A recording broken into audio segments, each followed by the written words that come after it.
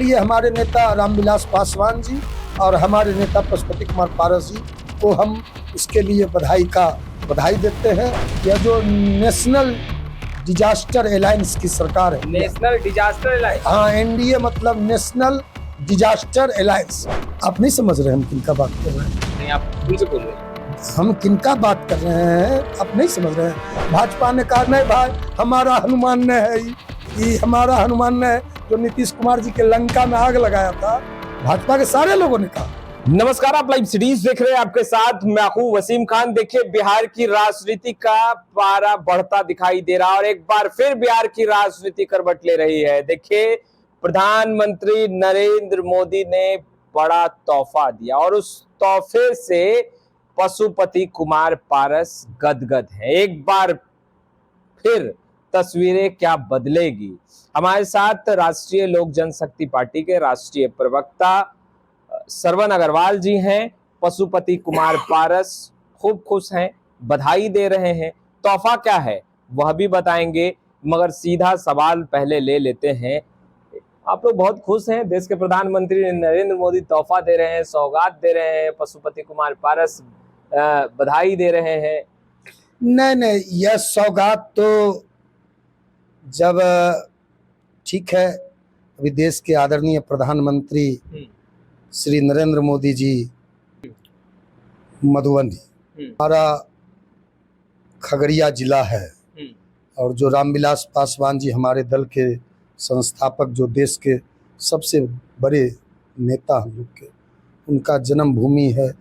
और खगड़िया से अलौली, तो यह सौगात कोई एनडीए सरकार का नहीं है, ना यह नरेंद्र मोदी जी का सौगात है। अच्छा, यह 1996 में जब बिहार से जब एचडी देवेगौड़ा जी देश के प्रधानमंत्री थे, उस समय उनके मंत्रिमंडल में जब रेल मंत्री रामविलास पासवान जी बने थे, उसी समय उन्होंने पास कराया था इस प्रोजेक्ट को। बड़ा प्रोजेक्ट था, खगड़िया से अलौली होते हुए कुशेश्वर स्थान रेल लाइन। तो अभी कुशेश्वर तक तो नहीं जाएगा, कुशेश्वर काम तेजी से चल रहा है, और रामविलास पासवान जी जिंदा थे तो एनडीए की सरकार ने रेल बजट में पैसा भी नहीं दिया था।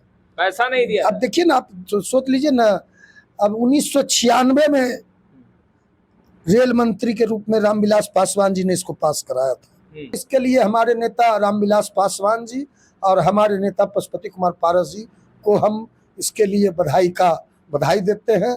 और जो सपना उन्होंने देखा था आज कल पूरा होगा, इसके लिए रामविलास पासवान जी की भी आत्मा खुश हो रही है। खगड़िया जिला के लोग, जो अलौली, जहाँ से पहली बार रामविलास पासवान जी एमएलए बने थे 1969 में। वर्तमान में बिहार के लॉ एंड ऑर्डर को कैसे देख रहे हैं? सम्राट चौधरी का एक पहले का बयान, जिसे अब विपक्ष कोट कर रहा है, वह बयान है कि कुशवाहा का अगर पसीना भी गिरा तो फिर सबक सिखा दिया जाएगा, खून की नदियां बहेगी, खून बहेंगे।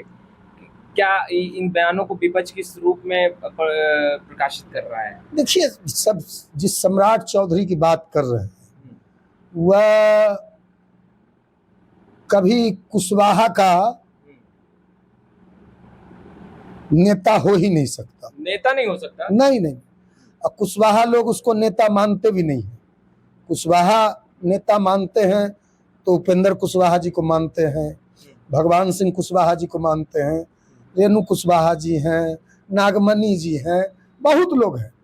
तो चलिए, डिप्टी सीएम है, अब कहता था कि जहाँ कुशवाहा का पसीना बहेगा हम वहाँ अपना खून बहाने का काम करेंगे। अब तो कुशवाहा का पसीना क्या, कुशवाहा का जगह जगह खून बहाया जा रहा है। आज से 2 ही दिन पहले भोजपुर के में आरा में लहरपा गांव है, वहाँ कुशवाहा की हत्या कर दी गई भारतीय जनता पार्टी के नेता के द्वारा। और पूरा तस्वीर है, कितना एकदम कितना कैसा संबंध है। जो हत्यारा है, जिसने हत्या किया, गोली बारूद पिस्तल राइफल निकालकर 2 जादुओं की भी हत्या हो गई, कुशवाहा की भी हत्या हो गई। और कुशवाहा समाज के ही घर में शादी था। कुशवाहा समाज के घर में घुसकर शादी के समारोह में घुसकर गोली चलाया, 3 लोगों की हत्या हो गई। और यह सम्राट चौधरी खामोश है। तो यह अब तो कुछ बोलेगा नहीं। कुशवाहा लोग पूरे बिहार में कुशवाहा में गुस्सा है। तो जो एनडीए की सरकार है, इसको कहिए यह जो नेशनल डिजास्टर अलायंस की सरकार है, नेशनल डिजास्टर अलायंस, हाँ, एनडीए मतलब नेशनल डिजास्टर अलायंस। अच्छा, नेशनल डिजास्टर अलायंस की जो सरकार है, इसमें जो बिहार है अपराध का और क्राइम का यूनिवर्सिटी बन गया है। मांझी जी के बात मानेंगे नहीं? 35 से 40 सीट की डिमांड कर रहे हैं। नहीं, ठीक तो है, ठीक, एकदम ठीक है। मांझी जी को लड़ना ही चाहिए 35-40 सीट पे। हमारा तो मानना है आदरणीय मांझी जी को 40 सीट से कम पे समझौता ही नहीं करना चाहिए। कम से समझौता नहीं, निश्चित रूप से मांझी जी को निश्चित, मांझी जी बड़े नेता है, मांझी जी का भी 100% स्ट्राइक रेट है। कोई बोलता है कि मांझी जी को भी, मांझी जी का तो झारखंड में भी अनदेखी किया भाजपा ने, झारखंड में भी एक सीट नहीं दिया मांझी जी को, दिल्ली के चुनाव में भी एक सीट नहीं दिया। तो मांझी जी का तो दर्द उस समय छलका था। यहाँ तक की बात आ गई थी कि मंत्रिमंडल से इस्तीफा देने की बात मीडिया में, तो मांझी जी ने कहा कि नहीं, हमने ऐसा नहीं कहा है, मेरा जो फ्लाइट छूट रहा था इसीलिए हमने उस संदर्भ में कहा। लेकिन मांझी जी का जो दर्द है वह समय समय पे झलक उठता है। उनका दर्द सही भी है, उनका पीड़ा सही भी है, उनका जो, और जिस तरह आपने देखा था इमामगंज में जो भी हाल में ही उपचुनाव हुए, वहाँ किस तरह मांझी जी के जो संतोष सुमन जी की धर्मपत्नी दीपा मांझी जी उम्मीदवार थी, उनको हराने के लिए एनडीए के ही जो सबसे प्रमुख दल के एक नेता हैं, अपने आप को एनडीए का नेता बताते हैं, उसने पूरा एड़ी चोटी लगा दिया था, प्रचार में नहीं गया।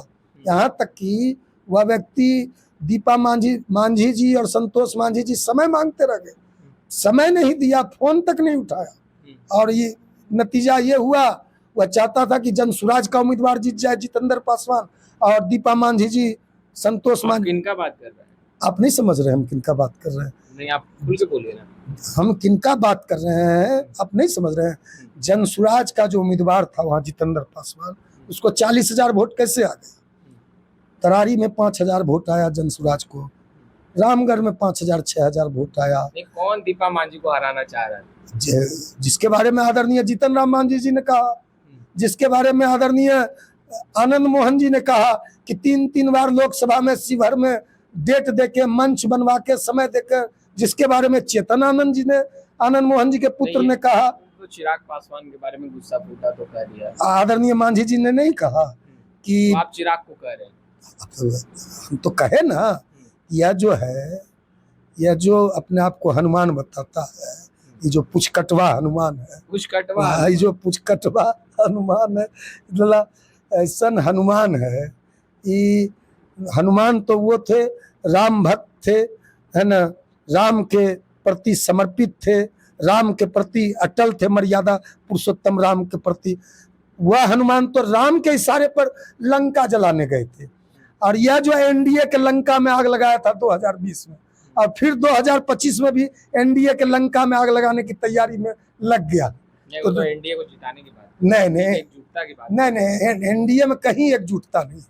एनडीए में एकजुटता, कल रात में भागे भागे जेपी नड्डा जी ने भागे भागे जब बुलाया कि मंत्रिमंडल से बाहर कर दिया जाएगा, तो जाओ, तुमको प्रदेश पुकार रहा है तो इस्तीफा दो। जदयू के लोगों ने भी बड़ा हमला किया। भाजपा के विजय सिन्हा जी ने कह दिया कि बिहार में जो मुख्यमंत्री बनेगा वही मुख्यमंत्री बनेगा बिहार में, अभिनेता नहीं, नेता बिहार में मुख्यमंत्री बनेगा। सोना का चम्मच लेकर जो पैदा लिया है वह मुख्यमंत्री नहीं बनेगा। जब देखा कि मंत्रिमंडल से हमारी छुट्टी हो जा सकती है, हमारा कुर्सी छीना जा सकता है, तो भागे भागे रात में गया है, कल रात में जेपी नड्डा जी से मिला है कि किसी तरह। तो यह फिर देखिएगा 2025 में इसका मोदी के हनुमान। तो मोदी कौन? नरेंद्र मोदी जी, राम। तो राम के इशारे पे तो नारा लगाया था, नरेंद्र मोदी से बैर नहीं, नीतीश कुमार तेरी खैर नहीं। भाजपा ने कहा नहीं भाई, हमारा हनुमान ने है, ये हमारा हनुमान ने है। जो नीतीश कुमार जी के लंका में आग लगाया था, भाजपा के सारे लोगों ने कहा कि हमारा हनुमान ने है। झूठ मूठ के अपने आप को मोदी का हनुमान बताता है। मोदी राम राम इशारा ही नहीं किए, तो राम इनके नरेंद्र मोदी।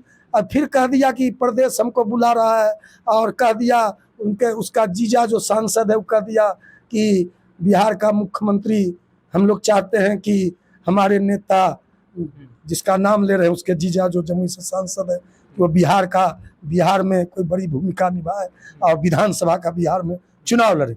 तो विधानसभा चुनाव लड़ने के लिए तो अब दिल्ली में करे, हमको दिल्ली में मन नहीं लग रहा, तो दिल्ली में मन नहीं लग रहा है तो बोरिया बिस्तर बांधो, वहाँ मंत्रिमंडल से रिजाइन करो और बोरिया बिस्तर सारा समेट के अपने दिल्ली वाली माँ के साथ चले आओ बिहार। दिल्ली वाली माँ, वो बड़की बोलता है ना, बड़की माँ जाता है ना, तो दिल्ली वाली माँ जो अपनी माँ है, यहाँ जो बड़ी माँ कहता है वो तो अपनी माँ इसकी नहीं। वो पॉलिटिकल इस्तेमाल के राजनीतिक हटकंडा, जब राजनीतिक रोटी सेकना रहता है तब बड़ी माँ के पास जाता है। आप लोगों की बात कितने आगे बढ़ी है?